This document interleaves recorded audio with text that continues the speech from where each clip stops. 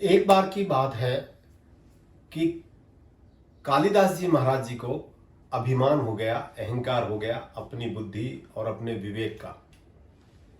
वो अपने घर से निकले, उनको एक सभा में प्रस्तुत होना था। सभा में सम्मिलित होने के लिए जब वो घर से निकले, उनको मार्ग में बहुत जोरों से प्यास लगी और वो एक कुएं पर गए जहां एक स्त्री जल कुएं से भर रही थी। कालिदास जी ने कहा कि हे माते, मुझे जल पिलाओ। तो उसने कहा कि पहले आप अपना परिचय दीजिए। स्त्री बोली कि जब आप अपना परिचय जब तक नहीं देंगे तब तक मैं आपको जल नहीं पिलाऊंगी। तो कालिदास जी ने कहा कि देवी, मैं पथिक हूं। तो देवी ने उत्तर दिया कि हे तुम पथिक हो तो पथिक तो संसार में दो ही है। पहला पथिक है सूर्य और दूसरा पथिक है चंद्रमा, जो हमेशा चलते रहते हैं। इनमें से तुम कौन हो, मुझे अपना परिचय दीजिए। तो इसका उत्तर जब वो नहीं दे पाए, कालिदास जी जब इसका उत्तर नहीं दे पाए, तो दूसरी बार उन्होंने कहा कि देवी, मैं मेहमान हूं। तो उन्होंने फिर जो है ना, उस देवी ने कहा कि मेहमान तो इस दुनिया में केवल दो ही हैं, और तुम कौन से मेहमान हो? पहला मेहमान इस दुनिया में है धन और दूसरा है यौवन, जो आते हैं और चले जाते हैं। इनमें से तुम दोनों कौन से हो, मुझे अपना परिचय दीजिए। अब उनको लगा कि ये तो जो है ना कोई विशेष महिला है जो मुझे बोलने ही नहीं दे रही है। उनकी अहंकार का जो है ना वो पतन होने लगा। उन्होंने फिर तीसरी बार कहा कि देवी, मैं सहनशील हूं, क्योंकि वो झुंझला चुके थे उनके प्रश्नों का उत्तर सुन सुन करके। प्रश्न पर प्रश्न जब आ रहा था तो उसको सुन करके झुंझलाते हुए उन्होंने कहा कि मैं सहनशील हूं।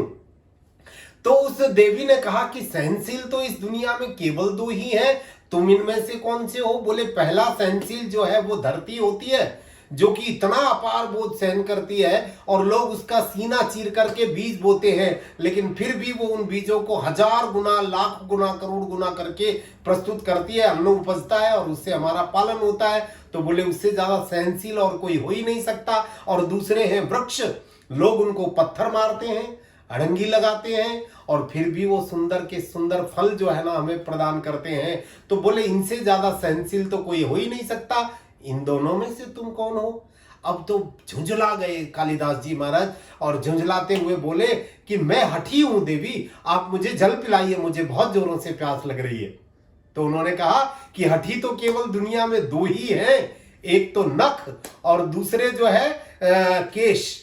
इनको जितना भी काटो बार बार फिर उत्पन्न हो जाते हैं। जितनी भी बार काटते हो, अपने नखों को, अपने नाखूनों को हम बार बार काटते हैं, अपने केशों को बार बार काटते हैं, वो फिर आ जाते हैं। तो इनसे ज्यादा हठी और कौन हो सकता है?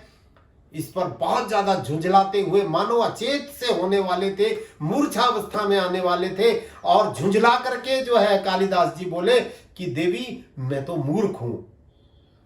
तो वो देवी मुस्कुराते हुए बोली कि मूर्ख तो दुनिया में केवल दो ही व्यक्ति हैं।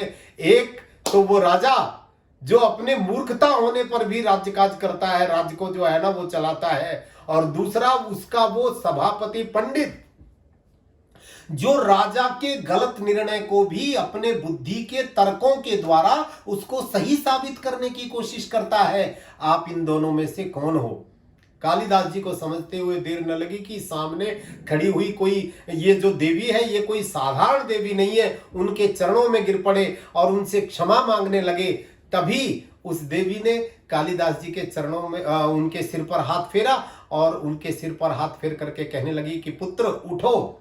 जब कालिदास जी ने नजरें उठा करके देखा तो वो मां सरस्वती उनके सामने खड़ी हुई थी और उन्होंने कहा कि बेटा, मैं तो तुम्हारे अहंकार को तोड़ने के लिए मुझे ये सब कुछ करना पड़ा, क्योंकि तुम्हारे अंदर अहंकार पैदा हो चुका है। और जब मनुष्य के अंदर अहंकार पैदा हो जाए तो वो उसके पतन का कारण बनता है। इसलिए मैं आपको ये बताने आई थी कि मनुष्य को अपनी शिक्षा के द्वारा प्राप्त बुद्धि और अपने विवेक पर कभी भी अहंकार नहीं करना चाहिए। विद्या हमें विनय प्रदान करती है। विद्या ददाति विनयम, विनयात याति पात्रताम, पात्रत्वात् धनम आपनोति। ये पात्रता से धन प्राप्त होता है और सब सुख जो है ना धन की वजह से प्राप्त होते हैं। इसीलिए आपको अपनी विद्वत्ता का कभी भी अहंकार नहीं करना चाहिए। ऐसा कहकर के कालिदास जी को उन्होंने समझाया। सरस्वती मां अंतर ध्यान हो गई और जल पी करके कालिदास जी भी अपने अहंकार को छोड़ करके आगे की ओर चल पड़े।